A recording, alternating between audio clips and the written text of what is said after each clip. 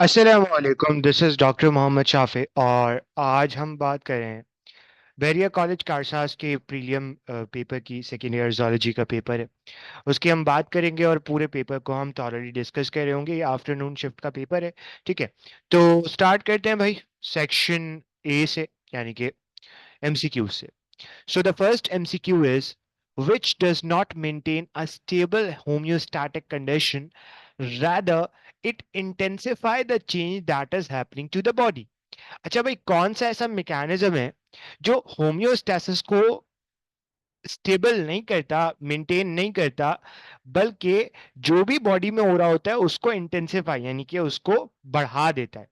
अब अगर मैं ऑप्शंस की बात करूं तो हमारे पास the first option is digestion. नहीं, डाइजेशन होम्योस्टैटिक मैकेनिज्म को बढ़ा रहा है, नहीं, बात समझ में नहीं आती। सो this is not the option.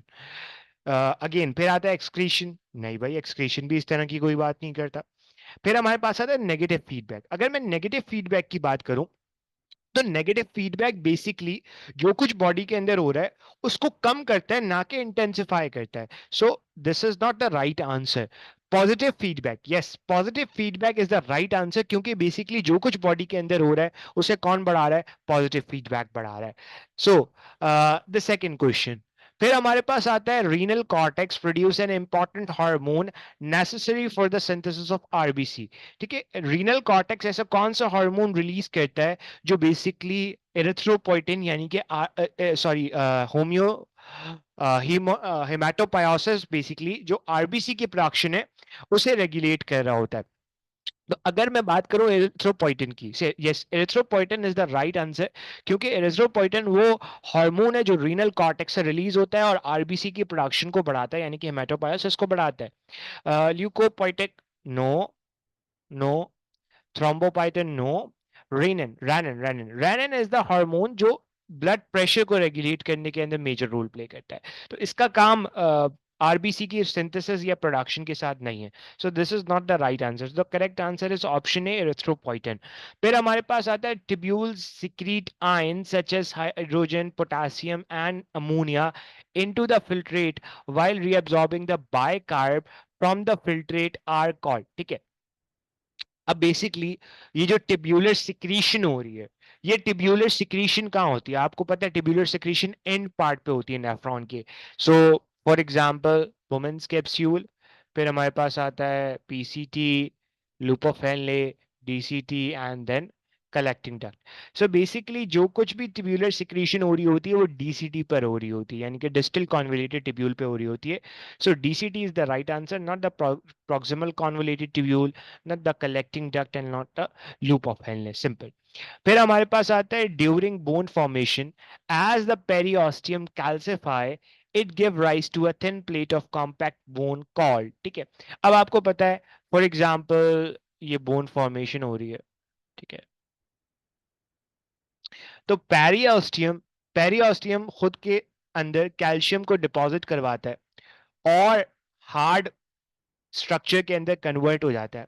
इसे आप क्या कहते हो? इसे आप पेरियोस्टियल बट कहते हो? नहीं, इसे आप नाम देते हो periosteal bone collar. So this is periosteal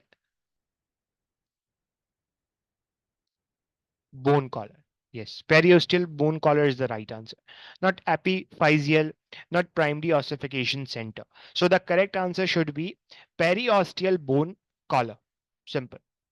आ जाओ नेक्स्ट क्वेश्चन पे, ठीक है। Next question is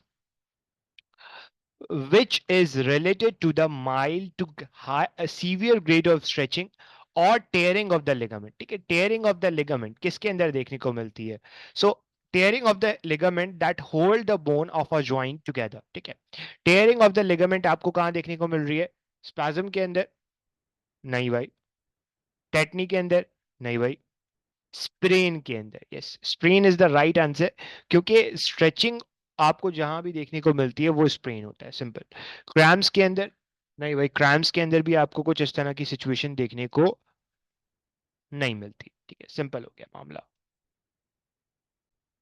the next question, ठीक है, अगले क्वेश्चन के अंदर आपसे कह रहा है कि cardiac muscle are arranged in branching network where cells are joined together and making a। ठीक है, अब आपको पता है ये जो कार्डियक मसल्स होते हैं ना, ये आपस में जुड़े हुए होते हैं। क्यों? ऐसा ऐसा कोई भी स्ट्रक्चर आपको किसी दूसरे मसल्स के अंदर तो नहीं मिलता। वजह, ताकि तमाम के तमाम जो कार्डियक मसल हैं वो कोऑर्डिनेटेड वे के अंदर कॉन्ट्रैक्ट और रिलैक्स करें। सो बेसिकली एक साथ कॉन्ट्रैक्ट और रिलैक्स करने के लिए नेचर ने इनको जोड़ा हुआ है एक ब्रांचिंग नेटवर्क के ऊपर, and they are actually making the syncytium. So syncytium क्या है? एक साथ कोऑर्डिनेट करके कॉन्ट्रैक्ट और रिलैक्स करना है सिंसीशियम। तो कार्डियक मसल की प्रॉपर्टी है सिंसीशियम की, not a sarcoplasmic reticulum. Sarcoplasmic reticulum क्या है? Basically modified smooth endoplasmic reticulum in the skeletal muscle. ठीक है, इसकी तरीके से sarcomere no, t tubule no, simple. अगला question, so nervous system can alter the activities in its target cell in muscle and gland because. ठीक है, अब आपको पता है नर्वस सिस्टम बेसिकली अपनी एक्टिविटीज को ऑल्टर कैसे कर सकता है मसल्स और ग्लैंड के अंदर? They are electrically coupled by gap functions? No, जरूरी तो नहीं है गैप फंक्शंस हो। So this is not the right answer, क्योंकि गैप फंक्शंस होना जरूरी नहीं है। फिर हमारे पास आता है option B, the target cell have receptor protein for the signal release by the nervous system. Yes, आपको पता होगा कि for example this is axon, ठीक है, एंड दिस इज मसल की मेम्ब्रेन, ठीक है, एग्जांपल है। तो इसके ऊपर वो रिसेप्टर या वो प्रोटीन प्रेजेंट है जो जो बेसिकली उन केमिकल्स के लिए जो कहां से निकल रहे हैं, इस नर्वस सिस्टम से निकल रहे हैं। Yes, so this is the right answer. अगला ऑप्शन भी पढ़ लेते हैं। Nervous system release signal into blood to control. नहीं, ब्लड में तो रिलीज नहीं करते, बल्कि साइनेप्टिक क्लेफ्ट के अंदर रिलीज करते हैं, जो खाली जगह है एक्सॉन टर्मिनल और मसल या ग्लैंड के बीच में, simple. Next option, so this is not the right option. The target cell that become disconnected from the nervous system rapidly die. ठीक है, बात somewhat precisely ठीक नहीं है, सही है? तो this is not the right answer. Okay, चलो नेक्स्ट क्वेश्चन। नेक्स्ट क्वेश्चन हमारे पास है, for a neuron with a initial membrane potential at -70। एक मेम्ब्रेन है, उसका पोटेंशियल है -70, increase in the movement of potassium ion out of the neuron cytoplasm would result in, for example, see this is a membrane, ठीक है, और ये एक channel है, ठीक है, अंदर का पोटेंशियल है -70। अब मैं क्या कर रहा हूं, और पॉजिटिव आइंस को बाहर भेज रहा हूं, पॉजिटिव आइंस को ज्यादा से ज्यादा बाहर भेज रहा हूं। कौन से आइन को? पोटेशियम आइन को। अब जब मैं पोटेशियम आइन को अंदर से बाहर भेज रहा हूं तो अंदर पॉजिटिव आइन की कमी हो रही है। इसका मतलब है अंदर नेगेटिविटी बढ़ रही है, अंदर नेगेटिविटी बढ़ रही है। This is called the hyperpolarization of the neuron. So this is the right answer, not depolarization. Depolarization क्यों होती है आपको पता है? सोडियम अंदर आता है। The replacement of potassium ion with sodium ion, नहीं भाई ये आंसर नहीं हो सकता। Replacement of potassium ion with calcium ion, नहीं भाई ये भी आंसर नहीं हो सकता। Okay, next question. Next question is the major inhibitory neurotransmitter of brain. ठीक है, ब्रेन का major inhibitory neurotransmitter acetylcholine is the neurotransmitter of PNS and its excitatory neurotransmitter, तो ये तो नहीं हो सकता। फिर हमारे पास आता है एपिनेफ्रीन, ये सिंपैथेटिक नर्वस सिस्टम की एक्टिविटी की वजह से रिलीज होता है, ये भी नहीं हो सकता। गैबा, yes गैबा, gamma amino butyric acid is the neurotransmitter that is basically inhibitory in nature in the brain, simple. Endorphins वो केमिकल्स हैं जो पेन रिलीफ के लिए हैं, so this is not the right answer. फिर हमारे पास आता है next question, trophic hormone from the anterior pituitary directly effect the release of which of the following. ठीक है, ट्रॉफिक हार्मोन क्या रिलीज करवाते हैं? ठीक है, पैराथायरॉइड डायरेक्टली रिलीज करवाते नहीं, ट्रॉफिक हार्मोन से कोई भी ऐसा हार्मोन नहीं निकलता जो डायरेक्ट पैराथायरॉइड को स्टिमुलेट करे।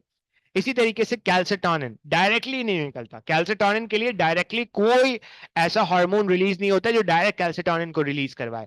इसी तरीके से एपिनेफ्रीन, एपिनेफ्रीन के लिए भी बाकायदा डायरेक्ट कोई हार्मोन रिलीज नहीं होता, एसीटीएच होता है, वो एड्रीनल कॉर्टेक्स के लिए, सिंपल, ये तो मेड्यूला से रिलीज होता है। So the correct answer should be according to the option is hormone, ठीक है। So trophic hormone hormone release करवाता है। अब एक पेपर के अंदर इस ऑप्शन की जगह जो थायराइड हार्मोन था वो भी सही हो सकता है, क्योंकि टीएसएच बेसिकली ट्रॉफिक हार्मोन है जो डायरेक्टली थायराइड हार्मोन्स को रिलीज करवा रहा है। चलो ये हो गया भाई। अब हमारे पास नेक्स्ट क्वेश्चन आता है। नेक्स्ट क्वेश्चन क्या है हमारे पास? नेक्स्ट क्वेश्चन है अ distinctive feature of the mechanism of action of thyroid hormone and steroid hormone is that, ठीक है, थायराइड हार्मोन और स्टीरॉयड हार्मोन दोनों का जो मैकेनिज्म ऑफ एक्शन है वो क्या है? देखो, अगर मैं थायराइड हार्मोन और स्टीरॉयड हार्मोन की बात करूं, so they are regulated by feedback loop. नहीं भाई, ऐसा तो कुछ भी नहीं। These hormone bind with specific receptor protein on the plasma membrane, नहीं, ये दोनों थायराइड हार्मोन भी और स्टीरॉयड हार्मोन भी, ये ऑब्वियसली वाटर इनसॉल्युबल है, तो ये सेल मेम्ब्रेन को क्रॉस कर सकता है, सिंपल। तो इनका रिसेप्टर सेल मेम्ब्रेन के ऊपर होने की तो कोई जरूरत नहीं है, इनका रिसेप्टर सेल मेम्ब्रेन के ऊपर होने की कोई जरूरत नहीं है। So this is not the right answer. फिर हमारे पास आता है these hormone bind to the receptor inside the cell, yes this is the right answer, cell के अंदर जाके फिर बाइंड करता है। Then target cell react more rapidly to these hormone than the local regulators, नहीं, लोकल रेगुलेटर्स ज्यादा तेजी से काम करते हैं, तो this is not the right answer. फिर हमारे पास आता है next question. Next question is the cyclic physiological pattern of activity in an organism that are in response to periodic environmental change। environmental change की वजह से जो आपकी physiological cycle है उसे आप क्या biological clock कहते हो? नहीं भाई, उसे आप नाम देते हो biological rhythm का। सर फिर what is the difference between biological clock and biological rhythm? Basically the internal mechanism or device that control the physiological activity in the living organism independent from the external stimulus, ठीक है, external stimulus पे depend नहीं कर रहा, that is basically the biological clock. जबकि यहाँ पे आपको बायोलॉजिकल रिदम के अंदर इन्वायरमेंटल चेंजेस नजर आ रहे हैं, सर्केडियम रिदम 24 आवर्स वाली होती है, तो अगेन ये आंसर नहीं हो सकता, तो ऑब्वियसली ऑल ऑफ दीज तो ऑब्सोलीट हो गया। फिर हमारे पास आता है next question. So the next question is migration of salmon fish is the example of orientation behaviour, no, learning behaviour, no, learn तो नहीं करती ना ऑब्वियसली, सोशल बिहेवियर नहीं, बल्कि ये बाय बर्थ इनके अंदर मौजूद होता है और जेनेटिकली प्रोग्राम्ड होता है, यानी कि बाय बर्थ मौजूद है तो अल्लाह ताला ने इनको इस चीज के साथ दे के पैदा किया है, and that is instructive behaviour, this is the right answer. फिर हमारे पास नेक्स्ट क्वेश्चन आता है the menstrual cycle is primarily regulated by all of the following except, ठीक है, मेंस्ट्रुअल साइकिल कौन कौन रेगुलेट कर रहा है? एफएसएच करता है, ईस्ट्रोजन करता है, प्रोजेस्टेरोन करता है, कौन नहीं करता एक्सेप्ट पूछा है। एंड्रोजन का कोई ताल्लुक बाकायदा तौर पे मेंस्ट्रुअल साइकिल के साथ नहीं है। Next question, the process of cell differentiation involve, ठीक है, सेल डिफरेंशिएशन का प्रोसेस क्या है? Formation of gamete, that is gametogenesis, no. फिर हमारे पास आता है फॉर्मेशन ऑफ जाइगोट, फर्टिलाइजेशन के बाद होता है, नो। फिर हमारे पास आता है specialization of cell for different function, yes. Differentiated cell अपने फंक्शन के अंदर स्पेशलाइज्ड होते हैं, फॉर एग्जांपल ब्रेन का सेल है वो डिफरेंशिएटेड है, उसका काम ही जो है वो नर्वस सिस्टम वाला है, ठीक है, तो this is the right answer. Replication of DNA, no. Okay, फिर हमारे पास नेक्स्ट क्वेश्चन आता है। Next question is placenta, placenta is responsible for, placenta का काम क्या है भाई? प्लासेंटा का काम है ऑक्सीजन प्रोवाइड करना और न्यूट्रिएंट प्रोवाइड करना है डेवलपिंग एम्ब्रियो को, यस। प्लासेंटा का काम है removing waste product, yes. Placenta का काम है हार्मोन प्रोड्यूस करना, यस, हार्मोन भी तो प्रोड्यूस करता है। So the correct answer should be option D, that is all of these. फिर हमारे पास नेक्स्ट क्वेश्चन आता है if the adrenal cortex were removed which group of hormone would be more effective, ठीक है, अगर आप एड्रीनल कॉर्टेक्स को निकाल दो, तो एड्रीनल कॉर्टेक्स को निकाल दोगे तो फिर कौन से हार्मोन्स, कौन सी ग्रुप के हार्मोन्स जो है ज्यादा इफेक्ट होंगे? एड्रिनल कॉर्टेक्स से रिलीज होने वाले तमाम हार्मोन स्टीरॉइड इन नेचर होते हैं, so the correct answer would be steroid, not peptide, not trophic, क्योंकि वो रिलीज कहीं और से होते हैं, नॉट अमाइनो एसिड डेराइवेटिव्स, ठीक है। फिर हमारे पास आता है implantation of embryo in uterus occur at, ठीक है, इम्प्लांटेशन कब होती है? आपको पता है तकरीबन 6 to 7th डे पे इम्प्लांटेशन हो जाती है, so 1 week after fertilization would be the right answer, not 2 weeks, not 8 weeks, not 4 weeks, ठीक है। यहां पे आके हमारे तमाम के तमाम एमसीक्यूज डिस्कस हो गए। अब हम आगे बढ़ते हैं। और now we are going to discuss basically the reasoning questions, ठीक है। अब रीजनिंग क्वेश्चंस बहुत सिंपल सिंपल से हैं, कोई एज सच मसला तो है नहीं इसके अंदर। चलो अब जल्दी जल्दी इनके रीजनिंग क्वेश्चंस देख लेते हैं, ठीक है। So the first question is why is that why is that important that positive and negative feedback counteract upon each other? Negative और पॉजिटिव फीडबैक को कंट्रोल करना, काउंटर एक्ट करना क्यों जरूरी है? अब देखो, नेगेटिव फीडबैक क्या होता है? नेगेटिव फीडबैक बेसिकली आपकी बॉडी के अंदर जो भी चेंज आ रहा है उसको कम कर रहा है। फॉर एग्जाम्पल, अगर ब्लड ग्लूकोज लेवल बढ़ा है तो इंसुलिन रिलीज होगा और क्या करेगा? ब्लड ग्लूकोज लेवल को वापस ले आएगा। इसी तरह पॉजिटिव फीडबैक के अंदर क्या होता है? पॉजिटिव फीडबैक के अंदर बेसिकली आप स्टिमुलस को इंटेंसिफाई कर रहे होते हैं, यानी कि जो भी चेंज आ रहा है उसको बढ़ा रहे हो। फॉर एग्जाम्पल, बर्थ हो रही है, बर्थ हो रही है तो आप कॉन्ट्रेक्शन करवाओगे यूट्रस की और ज्यादा ज्यादा, ताकि क्या हो? बर्थ आसानी से हो, ठीक है। इसी तरीके से लैक्टेशन की भी एग्जांपल आ जाती है। अब इन दोनों को काउंटर एक्ट करना इसलिए बहुत जरूरी है कि अगर ये दोनों बैलेंस में नहीं चलेंगे तो बॉडी जो नॉर्मल स्टेबल कंडीशंस के अंदर है ना, वो नहीं चल रही होगी। अब फॉर एग्जांपल, अगर नेगेटिव फीडबैक ना हो तो कुछ कंडीशंस जैसे ब्लड ग्लूकोज लेवल जो है वो रेगुलेट नहीं हो पाएगा। इसी तरह अगर मैं बात करूं पॉजिटिव फीडबैक की, पॉजिटिव फीडबैक ना हो तो फिर चाइल्ड बर्थ वगैरह और इस तरह की क्लॉटिंग, ब्लड क्लॉटिंग के अंदर बड़े मसले मसाइल आएंगे। So this is the simple explanation of the first reasoning question. Then हमारे पास आता है why calcium is essential for cross bridge formation. आपको पता है कि ये एक्टिन है, ठीक है, इसके ऊपर ये बाइंडिंग साइट है, इस बाइंडिंग साइट को कवर किया होता है ट्रोपोमाइसिन ने, ठीक है। अब जब तक कैल्शियम आके ट्रोपोनिन पे बाइंड नहीं करेगा, ट्रोपोनिन पे बाइंड नहीं करेगा, ये ट्रोपोमाइसिन नहीं हटेगा। जब तक ट्रोपोमाइसिन नहीं हटेगा तो ये बाइंडिंग साइट जो है वो एक्सपोज नहीं होगी, और जब तक बाइंडिंग साइट एक्सपोज नहीं होगी, how can myosin actually bind to this actin site, active site? Simple. Okay, next question, why conduction of nerve impulse is faster in myelinated neuron? अब आपको पता है, अगर आप for example see this, this is myelinated neuron. Myelinated neuron का मतलब है आपको क्या मिल रही है? माइलिन शीट मिल रही है। अब आपको पता है माइलिन शीट किससे मिलकर बनी होती है? भाई पीएनएस के अंदर ये बनी होती है शॉन सेल से। बेसिकली समझो कि शॉन सेल खुद को टेप कर लेता है अराउंड द एक्सॉन, ठीक है। इसी तरह सीएनएस के अंदर ये बनी होती है ओलिगोडेंड्रोसाइट से, ठीक है, ओलिगोडेंड्रोसाइट से।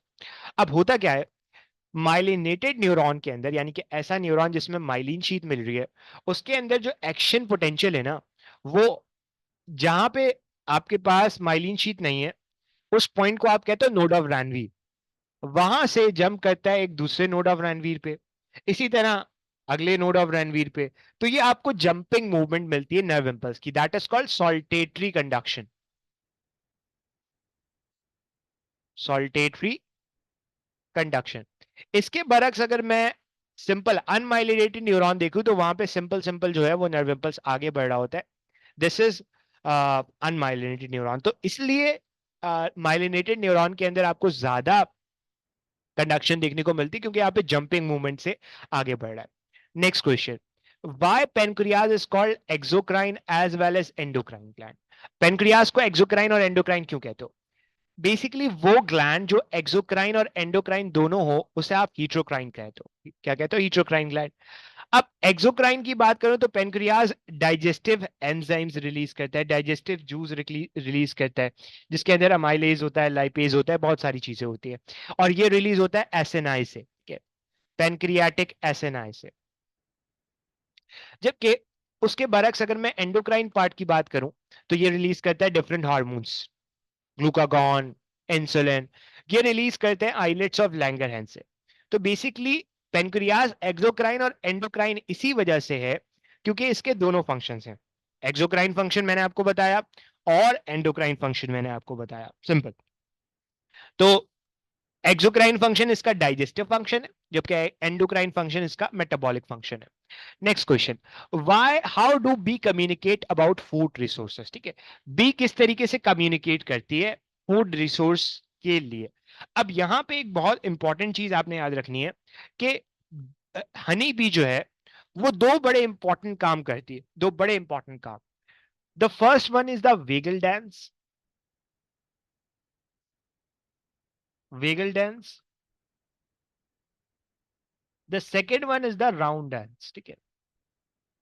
अब इन दो तरीकेकारों से बेसिकली आपका बी जो है वो कम्युनिकेट कर रही होती है।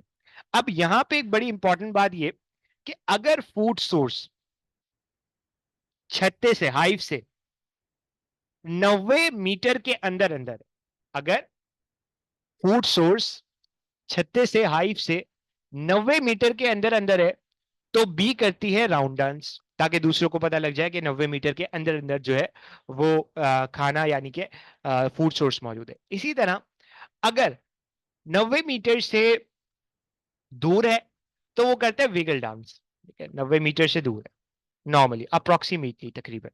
अच्छा, अब यहाँ पे ये दोनों डांस बेसिकली क्या बता रहे होते हैं, ये दोनों डांस एक तो फासला बता रहे होते हैं कि फूड कहाँ पे, और कमी मतलब आपस में कम्युनिकेशन के अंदर मेजर रोल प्ले करते हैं।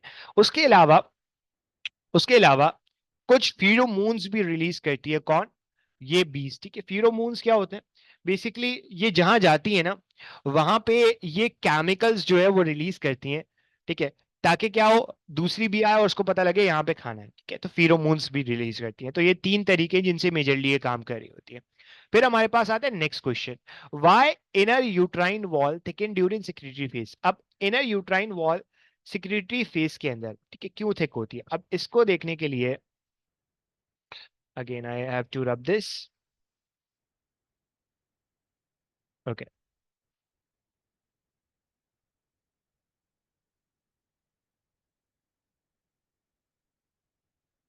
ओके, चलो अब जल्दी से देख लेते हैं।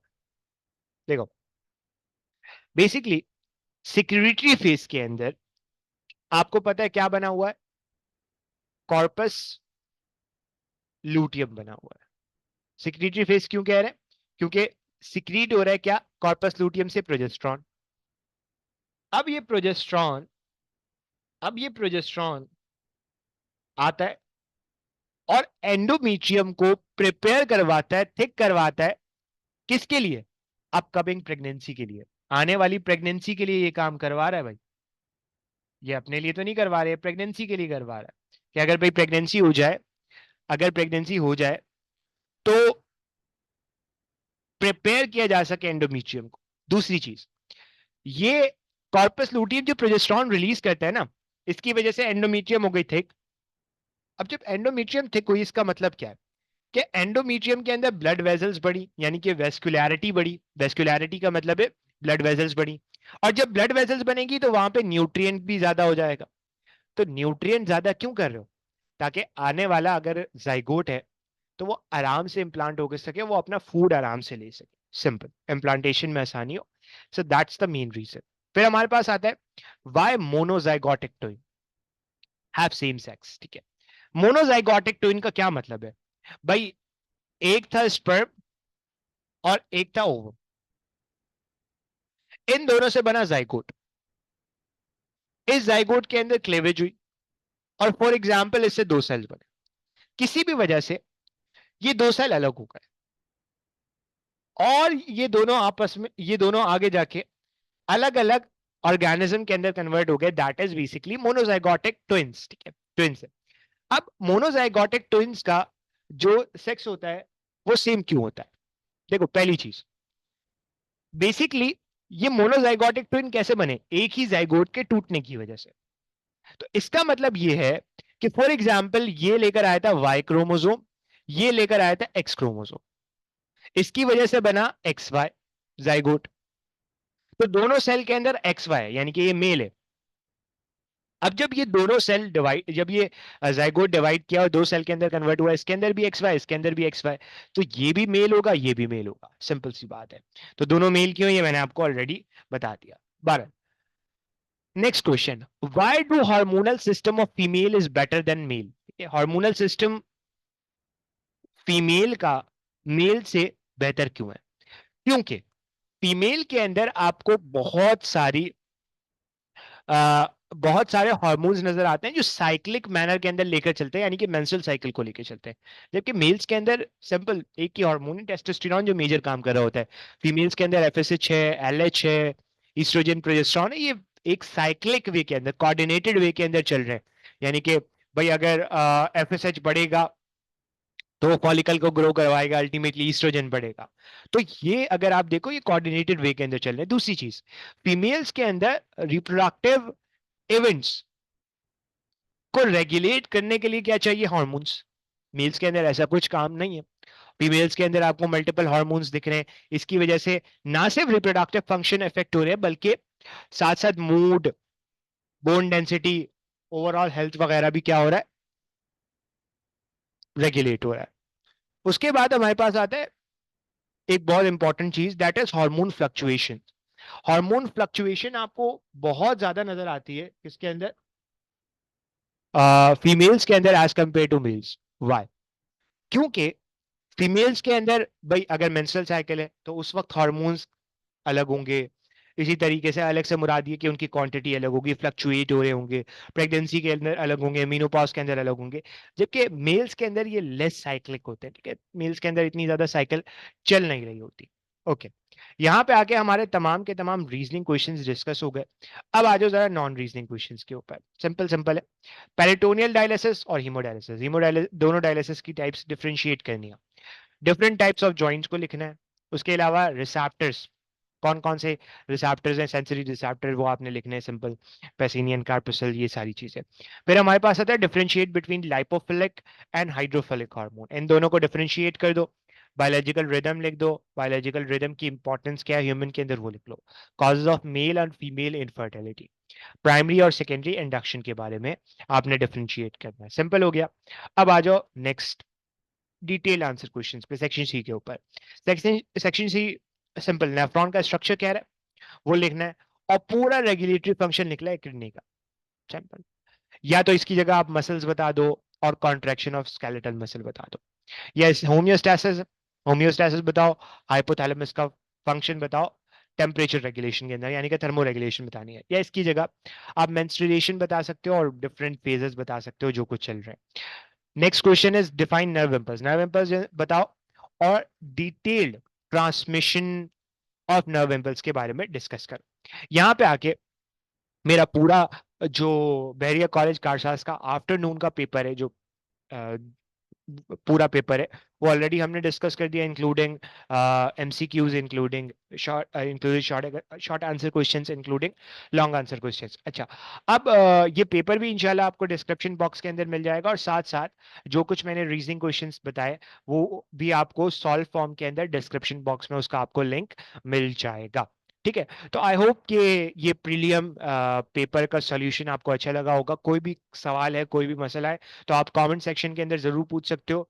अपने कमेंट्स आप कमेंट सेक्शन के अंदर जरूर दो। ठीक है, वीडियो अच्छी लगी हो तो चैनल को सब्सक्राइब जरूर करना भाई, वीडियो को लाइक करना और अपने दोस्तों से शेयर करना, ताकि उनको भी ये डिफरेंट पेपर्स मिल सके। तो फिर आज के लिए हम इतना ही रखते हैं। इंशाल्लाह जिंदगी रही तो आपसे नेक्स्ट वीडियो के अंदर फिर मुलाकात होगी। तब तक के लिए अल्लाह हाफिज।